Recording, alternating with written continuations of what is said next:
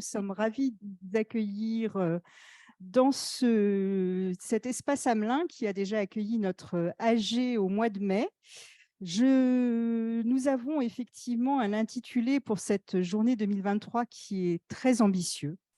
Conservation et accès aux données juridiques, enjeux et perspectives. On va parler du passé, on va parler du présent et on va parler du futur. Donc, c'est un très beau programme pour lequel je vais laisser sans tarder la parole à nos intervenants et vous présenter très brièvement notre tour de table pour cette première partie de l'après-midi. Tout d'abord, François Deseille, qui nous fait l'amitié et l'honneur de venir présider cet après-midi et y intervenir. Donc, François travaille à la bibliothèque de la CJUE et également à la bibliothèque universitaire de Liège. Anne Alonso, que je connais très bien puisque c'est une de mes collègues avec qui j'ai collaboré intensément ces dernières années au fil de notre déménagement, puisque Anne est adjointe du directeur des archives de Saint-Gobain. Très belles archives, à la fois historiques et actuelles, avec une très grande mission d'archivage numérique qui va aussi nous intéresser dans la présentation qu'Anne fera du vocabulaire de la conservation et des archives. Nous avons aussi le plaisir d'accueillir Renae Satterley, avec qui nous correspondons régulièrement. Renae représente la BIALL pour cet après-midi. Et nous sommes ravis d'avoir un petit point de vue outre-Manche qui s'agite à notre panorama de cet après-midi. Je ne présente plus Jean Gano, que vous connaissez bien, et Jean nous fait l'amitié de faire une présentation sur les règles de base de conservation. Une toute petite présentation, me fait-il signe.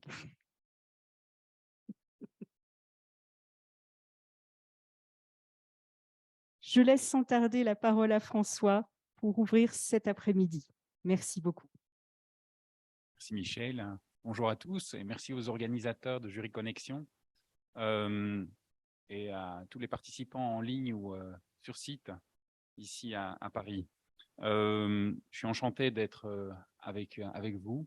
Et ce qui nous rassemble, au fond, c'est une évolution de fond qui est la transformation numérique des entreprises, mais aussi des institutions. Alors, il y a naturellement plusieurs tendances dans cette évolution de fond. C'est l'intangibilité progressive des sources d'informations et des données juridiques, c'est-à-dire cette dématérialisation qui n'en est pas vraiment une, puisque vous savez que même pour les ressources électroniques, il y a toujours un support quelque part. Et cette dématérialisation, cette transformation numérique, elle pose question. Et elle pose question parce qu'elle se fait sous divers modes, diverses modalités. Elle permet parfois la consultation sous forme anastatique des supports, avec une mise en page identique au support original, parfois une mise en page différente qui interroge le juriste, par exemple le chercheur, en matière par exemple de citation de sources et donc d'accessibilité. Elle permet également, cette dématérialisation, différents types d'interrogations, différents types de portabilité des documents, on le verra. Et naturellement, elle n'empêche pas que certains lecteurs, certains utilisateurs aient toujours un certain confort augmenté avec qui permet donc une utilisation de l'œuvre un peu plus physiquement un peu plus globale. Par exemple, dans le cas de gros manuels, je vois ça à la Cour de justice, nos lecteurs, qui peuvent être des très jeunes lecteurs, préfèrent toujours, parfois, certains gros manuels, certains gros commentaires, par exemple de la jurisprudence, au format physique. Donc, ça interroge également sur les pratiques de la consultation des sources juridiques. La deuxième tendance, comme l'a cité Michel, c'est celle de la réallocation des espaces dans les institutions, très certainement, mais aussi dans les entreprises. Naturellement, la propagation des moyens d'accès électronique aux sources juridiques, donc aux données et à l'information, fait jaillir des questionnements un peu partout sur des considérations d'image. Les fonds au format imprimé apparaissent un petit peu comme un décorum qui n'est plus vraiment de mise. et alors qu'il était parfois apprécié dans certaines entreprises ou certains cabinets, par exemple, d'avocats. Mais c'est aussi des considérations économiques, que ce soit pour les institutions ou pour les entreprises. Les espaces coûtent et il faut les valoriser.